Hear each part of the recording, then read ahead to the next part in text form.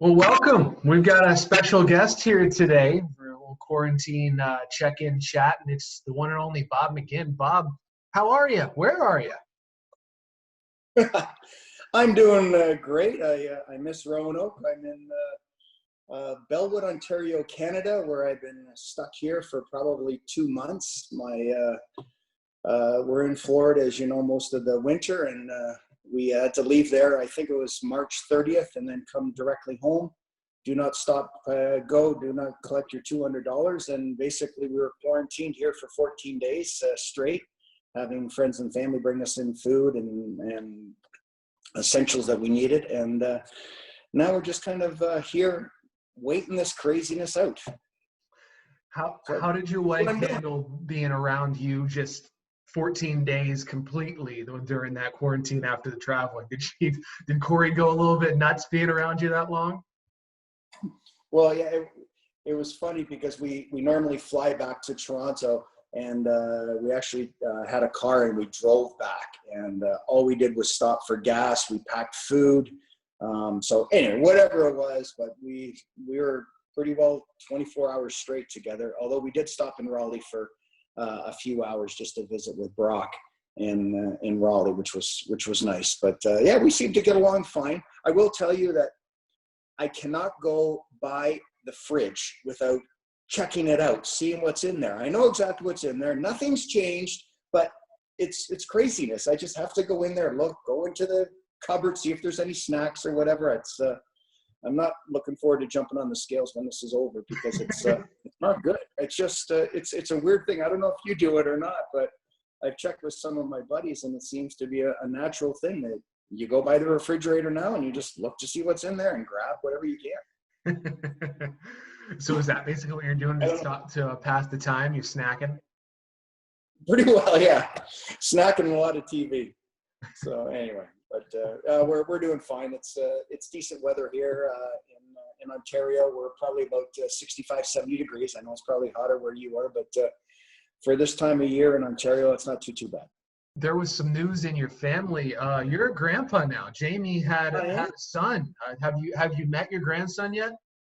I have, yes. On Monday, May 18th, James Robert McGinn V actually has joined the world. So we're very excited. They live about an hour and 15 minutes from us here. So we've got over there 2 or 3 times to visit our grandson, who's doing very well. Thank you for asking. 7 pounds, 7 ounces. And we're looking forward to when mom and baby are ready to kind of travel out and see us and some of our friends as well. But yeah, we're pretty excited for our first grandbaby. Have they strapped the skates on him yet? No, but he's a pretty good eater apparently. So and he's got very good lungs, is what Jamie's saying, especially at night. So anyway, I remember Jamie. He was a little bit colicky, and parents know exactly what that is. That the babies cry a lot, and although during the day the baby seems to be pretty good, but at night he can get going. Do you have favorite memories of your boys when they were playing growing up? And, obviously there's still some of them still playing, but well, yeah, probably the best memories are when they were in the NHL and scoring their first NHL goal. Jamie scored. I think it's probably really his 3rd game in the NHL against the Detroit Red Wings, which was very exciting to see that one. It was at home in San Jose, and they start their games like at 10:30 our time, so it was like about 1 o'clock in the morning, because I think it was in the 3rd period. I think he got the 4th goal late in the game anyway, but he was so 1 o'clock. We're all doty, but it went in the net. It was great, and the phone started lighting up, and we were pretty excited about that. Then Ty was next, which was, I think, his 2nd or 3rd game against the Florida Panthers. He scored in the 1st period against Theodore. I think it was Theodore that he scored on when he played for the Flyers, and that was pretty exciting. And Brock, of course, against the Detroit Red Wings in his first ever game, first shift, first minute of play. That was pretty cool that we watched that one. But of course, I'm going to rub this in a little bit. The best memory is Brock scoring the double overtime goal against your favorite team, the Washington Capitals.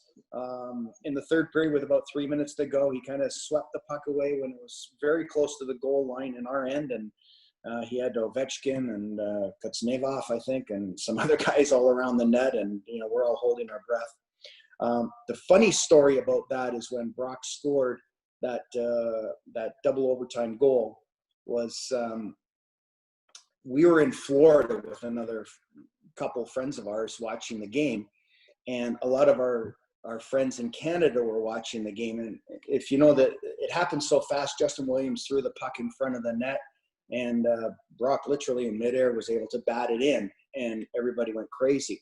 We had the angle in the Florida feed, which was NBC. We had the angle from center ice, that camera.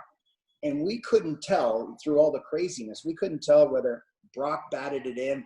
It went off of Wilson's leg. It went off of Holtby's pad. We weren't sure. And Jamie actually called, and he was watching the Canadian feed, which showed the replay from behind the net, which clearly showed that Brock put it in with his stick. So I'm yelling, Jamie, are you sure? Are you sure? I don't want to go crazy and then have this big letdown that it actually went in off of Holtby's pad or whatever. He's going, Dad, Brock got the goal. So you can go crazy. I'm clearly watching it now. And they still hadn't shown it yet from behind the net. But once we did finally see it, which seemed forever, that Brock did get it. It was pandemonium, and we're pretty excited. So that was a great memory, and one I'm sure you Capital fans want to forget about. I always like to know now what everyone's favorite Dogs memories were. This is something that we talk about around the office sometimes, something that people have said publicly here and there. Oh, I like this game, I like that game. Do you have a top 2 or 3? I do, yeah, for sure. Yeah, okay. I think the biggest memory of all was opening night. When you took this little egg and watched it grow into this hockey team, and we put 6,200 plus in the stadium, and the place was just ready to erupt. I think we hit a post or two that game, but we never were able to put the puck in the net. We lost the game 2-0 against Knoxville. I'm sure you remember that. Mm-hmm. But it was just the atmosphere was electric. There's tears coming down my eyes just to see what we had done and the excitement that Roanoke had. That was a huge memory. I will never forget that night for sure. Literally on the ice itself, and I've told this story before, I wasn't in the arena, but I watched it, and I watched your commentary, which was second to none on the Eric Witzel shorthanded goal. When he blocked 2 or 3 shots. We were a man short. He didn't have a stick because he broke his stick earlier on in the shift. And you were going absolutely bananas doing the play-by-play, and the crowd was going crazy. I think it was Joe Sova's stick. He lost his stick. It was like at center ice between the 2 blue lines, and finally the puck got over the blue line, and Eric Witzel all of a sudden found himself picking up a stick in full stride, and it was Joe Sova. Joe Sova's 6'3", 6'4". Eric Witzel's 5'10", maybe 5'9", and he went in on the breakaway and literally deked the goalie out and scored, and it was just an absolutely amazing moment to watch and have you describe it perfectly. It was a great memory that will be engraved forever with me. And I guess you said 3. Probably, obviously, the challenge round where Peoria challenged us last year, and we thought that was a little bit of an insult to us. We didn't believe I think we ended up in 5th place, and I think we took that very seriously and as a strong challenge. And we won at home, as you know, with a great crowd. It was a Thursday night, and we still had well over 2,000. I think it was 2,400 people in there, and then jumped on the bus to Peoria and beat them in game 2. And the reception that the people in Roanoke gave the bus as all the players came off was pretty special. So those are great memories that I'll always remember. The best one that I can think of that I think is, not breaking any sort of confidentiality of the bus is this would have been our 2nd season. It was Dan's 1st season when he took over mid-year, and this was probably a couple months into his tenure. sometimes a late night bus ride, the drivers are human too. Sometimes they have to hit the bathroom because they can't go use the one in the back. So we probably 3 a.m. or so, we pull into a gas station, a rest stop somewhere in the middle of nowhere. It's, pitch black. Most of the people on the bus are asleep. I'm asleep. And they stop, and the bus driver gets out. Our athletic trainer, Travis Johns, gets out.